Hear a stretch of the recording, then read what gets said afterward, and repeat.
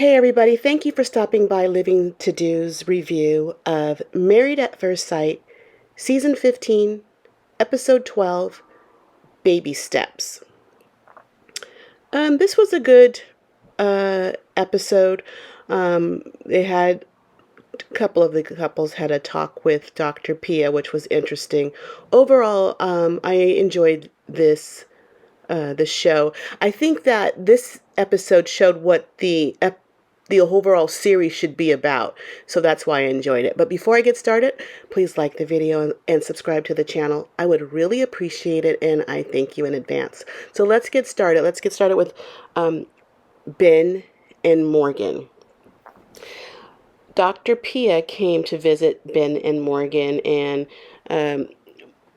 Morgan was coming from, once again, work. She was wearing her scrubs. She seems to do that a lot. She couldn't even find time to change her clothes, or she's doing it just to show to everybody that she is in the medical field. Right away, she described her experience with Ben as disappointing. Actually, it's disappointing for all of us. And she began to cry immediately, and Ben got up and got her a tissue, and he got one for himself, it looked like. He discussed with Dr. Pia that he's scared of Morgan. He told her that she has the same temperament as his father, and that scares him. She triggers him. I can see that. The way he acts when she comes out of herself and really aggressive, he does look scared. And it does remind me of a boy being afraid of an authority figure like a father. This marriage won't work. Ben, just give up. I don't see this working. I don't know why you would want it to work. This girl, you could never trust her with your heart. I don't think. I don't.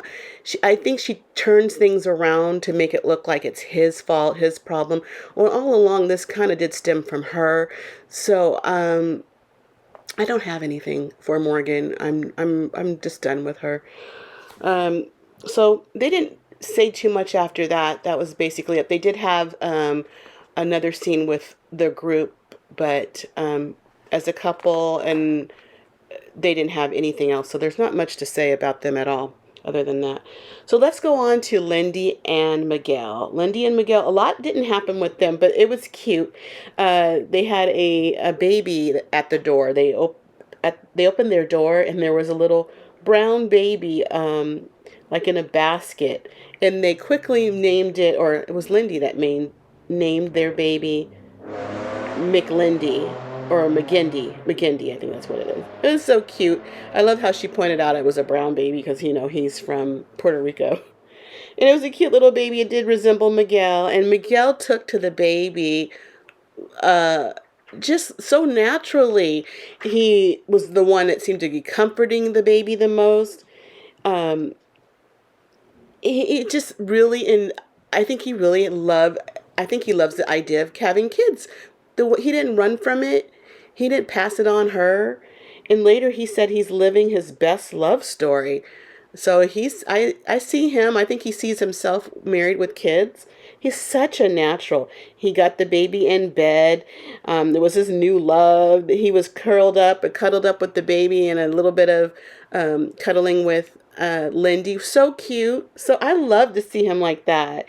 The baby came with instructions, but I guess the baby kept them up at night. And Miguel took to the baby. He was the one up with the baby. The baby seemed, I think Lindy said, cried every 2 hours. So she was tired. She didn't get her sleep. And I guess she mentioned that the next night she would be up with the baby. But that's a great assignment to have them with this baby, that they really have to, a computerized baby. They know if they're leaving the baby unattended or the baby's not fed or whatnot. But they did really well, and I hope Miguel becomes a father soon. Okay, let's on to the next couple. Let's see. Okay, the next couple is Kristen and Mitch. Mitch and Kristen, they pretty much started off with Mitch talking to his friend, his female friend Shayna. She's someone who lives in his building, and they were kind of quarantined together, and they're friends. And he explained his issue with Kristen, the issue that they're having together. Mitch and Kristen, they kind of slowed down their sex life, and he was explaining to Shayna why it is his fault. Apparently, Mitch was joking too much during a sexy time, and Kristen felt a certain kind of way that she didn't like that, and she wanted to slow down on their sex life. So he wanted to know Shayna's point of view, what he should do. And Shayna said, check in with her feelings. Basically show her that you are attracted to her. Good advice. Mitch, you kind of should have known that, but good advice. He heard it from somebody, not really a third party, a trusted friend to him. And I guess he values her opinion. And she's a woman, and I guess he's trying to figure out what women want. So they had a meeting with Dr. Pia. She visited them, and one of the first things that came up was the question about trust. There doesn't seem to be an issue with trust with either one of them, for either one of them. They played a little card game in front of Dr. Pia, and the question they had was childhood hero. And Kristen mentioned that it was her mother. Her mother is a Cuban immigrant, and she raised, I think she has 3 girls maybe, for a period of time on her own. I think her parents got divorced. Then her mother struggled. She worked at a company. She worked her way up. She was very successful and has become extremely wealthy. And Mitch said the question was, who was your childhood hero? And Kristen got a little snippy. She was mad that he didn't just accept her answer, that he had something to criticize her about. And he says, he was basically explaining himself. I wasn't questioning your mother, but you were just talking about a lot of things that are happening now. And he thought the question was childhood hero. And he just brought that to her attention. But she had tears in her eyes. She's crying about this because she's very sensitive about her family. I didn't think he said anything insensitive. And I know he's probably hard to live with. It's probably just one little thing that just got under her skin, because a lot of other things are on her nerves because of how he acts. But this particular incident, this little snippet of their visit with Dr. Pia, I didn't think it was a big deal. I can't believe I'm backing Mitch, but people have their sensitivities. You don't always understand them. But she's a little frustrated with Mitch anyway. Another question was, how will their children become? And Mitch said that they will have a strong sense of knowing that they are loved, which was good. I love that answer. I hope that they would. Mitch took care of his nieces, his brother's little girls, and they seem to love him. So he probably would be a good dad. Dr. Pia asked about their sex life, and Kristen says that they're taking a break from that. And it has been on a break for a couple of weeks. And she explained about him joking too much. He explained that sometimes he doesn't know if that he didn't realize it went too far, and that sex is not like you see on TV. In the real world, things are awkward. There's funny sounds, funny liquids, I think he said. Things are just not that way. It's very awkward. And I think there's a time to be serious and there's a time to be funny. She said, if maybe they had been married 10 years and he had this type of behavior during sexy time, that it would be funny or whatnot. She doesn't mind his humor. It's just when he chooses to be funny is sometimes bothersome for her, and Mitch is always willing to learn, willing to listen, not getting defensive. I like that about Mitch. They played an additional game card at the beach, and some of the questions were favorite sexual position. And Kristen answered doggy style. And Mitch agreed. He said that's one of his favorite positions. It's a good ending position because he gets the big O. They asked, how do you like to be held? They were out on the beach and he was holding her.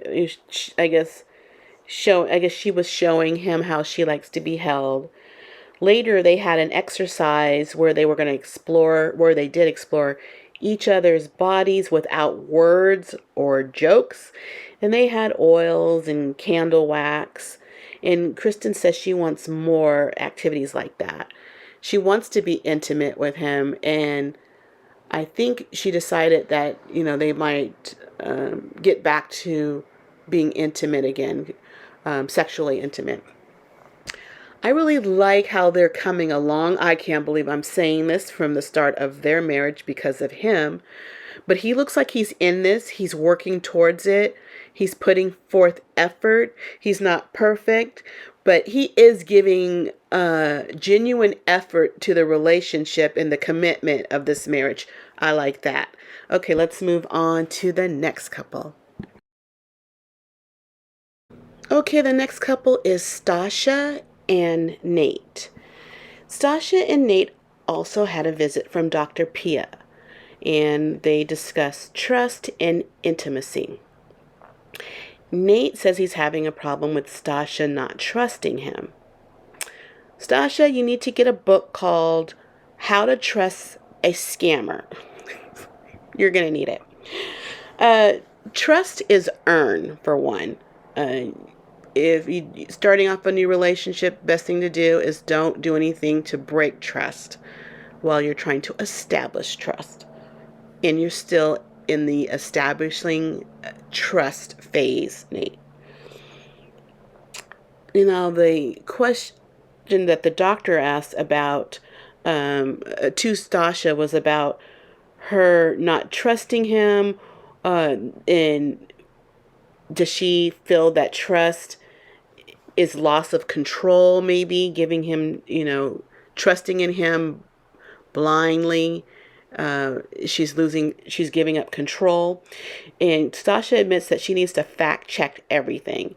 If you're telling her, the simplest thing is the mailman's wearing gray pants, she needs to go check it she needs to be able to check that out for herself. I guess people got past hurts, and that's what happens. You get hurt by other people, you learn from that, and you find out what you can do so that won't happen again. So, there's nothing wrong with asking questions. I don't know. I think maybe, I don't know why that is so important. I mean, he's in his right to have this be important to him, but why it was such a big thing about trust. What was she doing to him that was showing him that she didn't trust him? Was it just asking questions? I wonder what happened. Dr. Pia, she wants them to come up with an idea, she said, an activity on how to learn to trust. But then she provided, I guess, sex toys to help them with this exercise. They went to this place. It looked like a beautiful home at first. Then to go inside a room, it looked like a sex dungeon, and I think that's what Stacia called it. It was like this little weird shaped room with a bed in it. And this is where Nate got to take control. And Stacia had to trust him.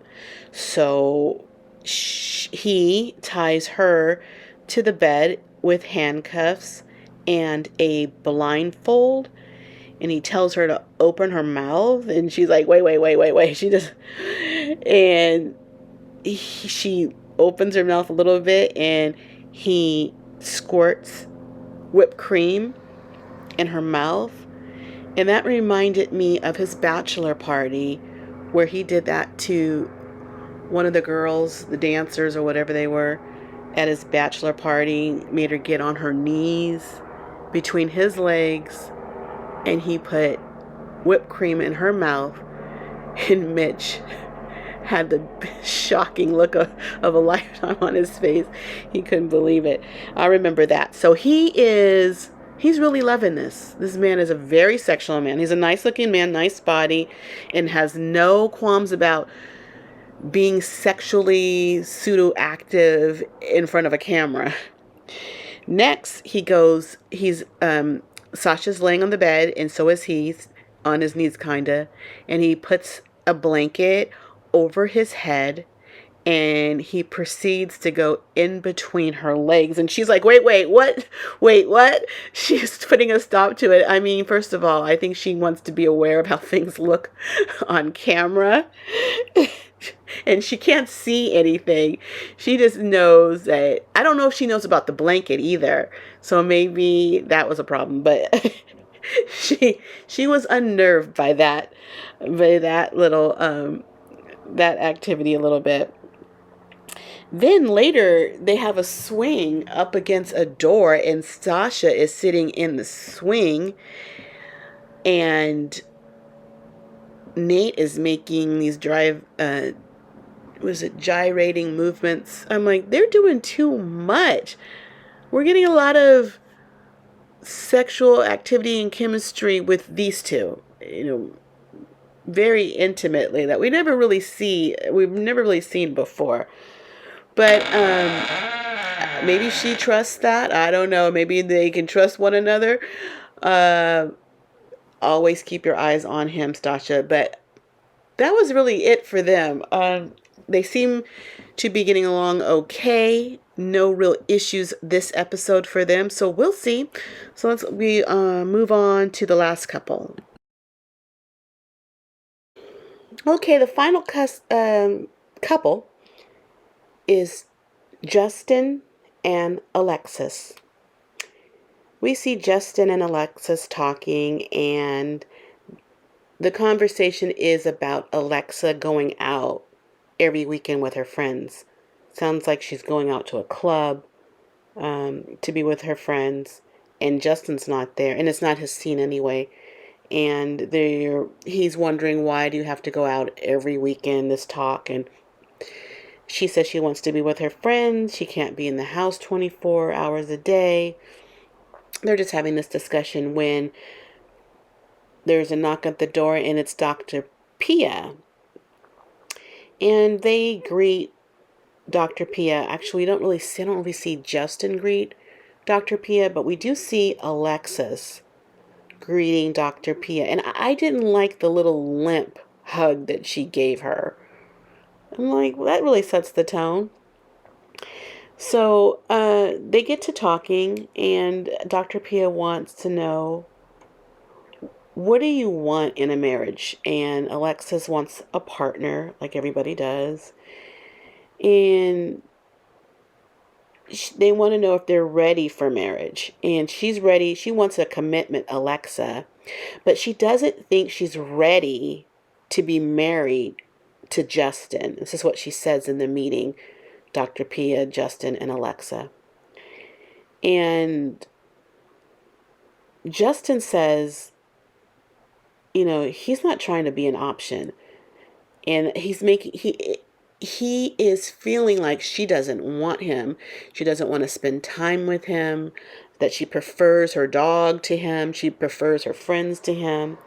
And what she said about Justin there, and she says other things too. And I think she's very blunt in how she cuts people, and she masks that as she's saying it because she's just being honest, but she's also being brutal. So being brutally honest like that is just cruel. And that's exactly what she's been to this guy through this whole marriage. I think she's been somewhat cruel to him, playing with his emotions, acting one way at times and acting a different way at times. They have not had sex yet. And apparently he's trying to. She's the one that is cutting him off at the pass. During the meeting with Dr. Pia, Alexis told Dr. Pia and Justin that she feels unheard, not seen. She says she even feels dismissed by Dr. Pia. I, I don't even know how she came to that. If anything, you dismissed her when she walked in the door with that limp hug. Not a fan of Alexis. I will give her credit when she deserves credit. Well, I will call her out and say what I want when she acts in ways that I just don't think she should, as a good human being or a wife or a person who has a guest in their home. Justin was hurt. He took off his ring in the meeting and put it on the coffee table. So Dr. Pia asked him why he did that. And of course, he was saying, I think she kind of led him. Are your emotions affected by what she said? And of course they are. He says that, he feels rejected. Well, everything she says would lead to, seems like it would lead to rejection, and Alexis says, she's still in it. She still wants to try. She just wants to go the distance to decision day to get her money or whatever. Because do you really want to be with him? Because you really don't act. At times, she's always calling him baby and whatnot. But still, your actions sometimes just doesn't show it.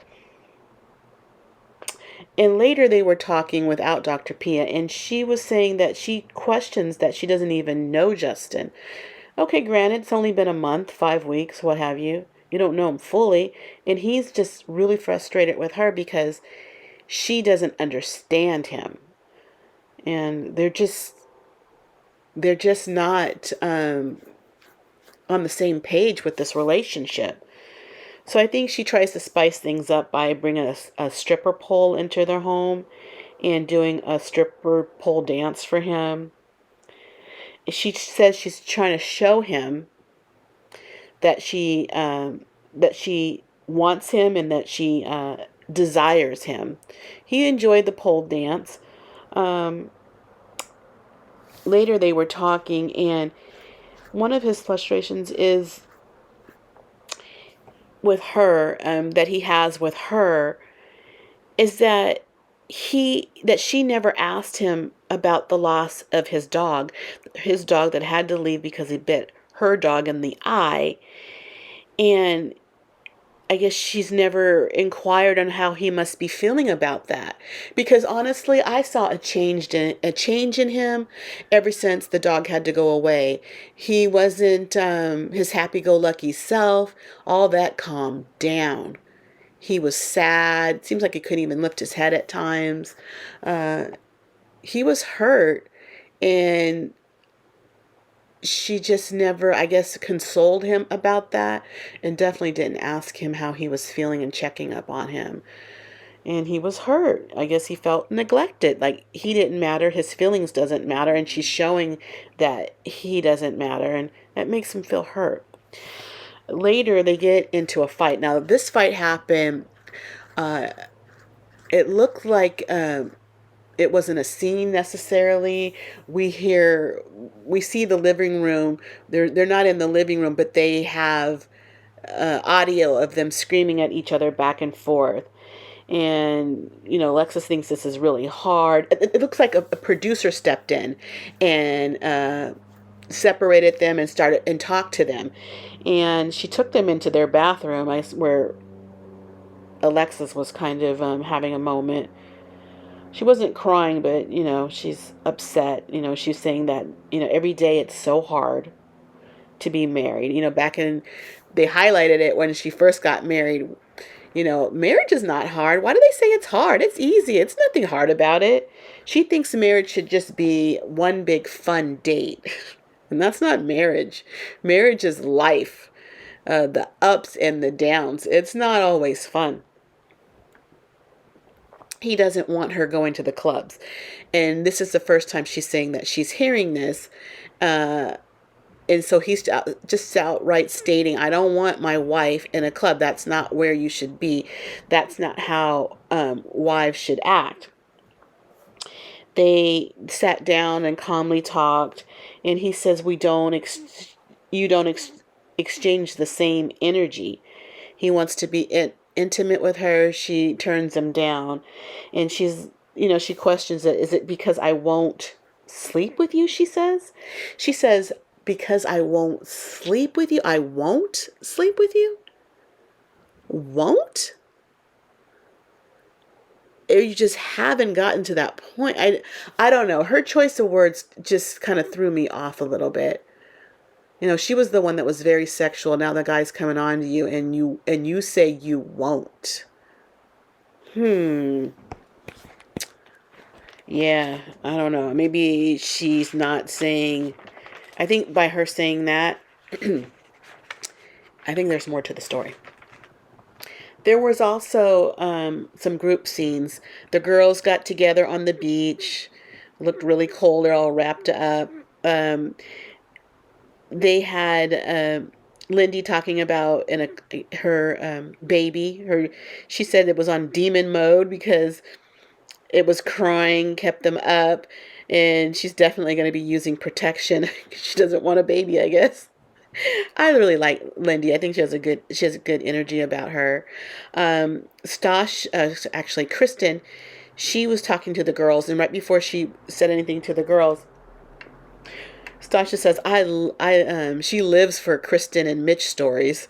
And I guess she finds them interesting. She said that, Kristen said that they paused on sex, and I guess she explained why to them, to the girls. And Lindy was in a conversational, a confessional, I should say, and she was talking about Kristen and Mitch. And she says to the camera, tell Mitch how not to be a bitch. So people are saying that in the streets now. Lindy was thinking it way back then. I like Lindy. She didn't say that to Kristen, though. I wonder what Kristen will say when she hears that Lindy said that. The guys got together as well. They were playing basketball. And Miguel brought the baby.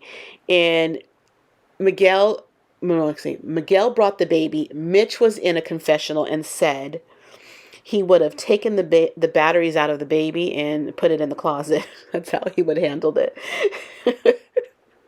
No, Mitch, you want to know, your children will know that they're loved. You got to practice that. Ben was also there. He talked about, I don't know if he was allowed to do this, but he talked about what's her name? Morgan, and that Morgan wants an emotional apology. The man has said sorry in so many ways, and I think his apologies were sincere. I mean, he didn't shed a tear when he apologized, but I think they were sincere. She says she doesn't feel any emotion behind him and his apologies. He admits that he has a history of running away from his problems. I think he's going to the bottom of his basement of all his interpersonal problems and bringing them out to us. But I really don't think he's the problem. But he's very transparent. I like that about him. Mitch says that he tells the guys that his sex life with his wife has also decreased.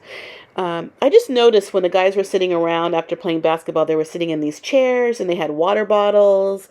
Everybody had water bottles, in their chair, in their cup holder, except Mitch. He had a reusable mug. He stays true to his beliefs. But yeah, so Mitch just said he had decrease in sex with Kristen. I don't know if he told them about the jokey stuff, but he told them it's great that they have a friend group but they can discuss all this and get other people's feedback. Justin mentioned um, that his wife's nightlife doesn't agree with him. He doesn't want her out in the club. He also told the group that he thinks that she doesn't want him. And then Nate was in the confessional and talking about Alexis, that she's gossiping and then going to the club. That's not how a wife should act.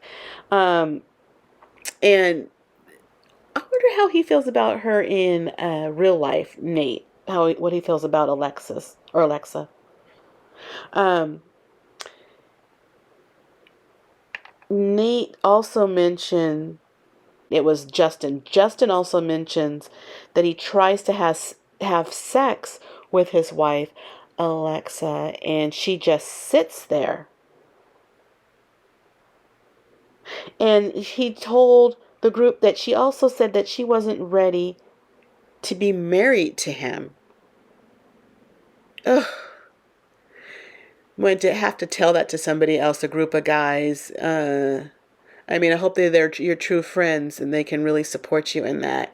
Because that hurts to hear and it hurts to say. I have to say, this episode, I I really did feel a little ping for Justin. Like, I don't want him to go through this. I don't want her to hurt him like this. His whole demeanor has changed. She's ruined marriages, changed demeanors. She's not my favorite person. Well, that was it for the show, for this episode. Please drop a like and subscribe to the channel. I would really appreciate it, and I thank you in advance. But that is it for now. I gotta go because I got living to do. Bye.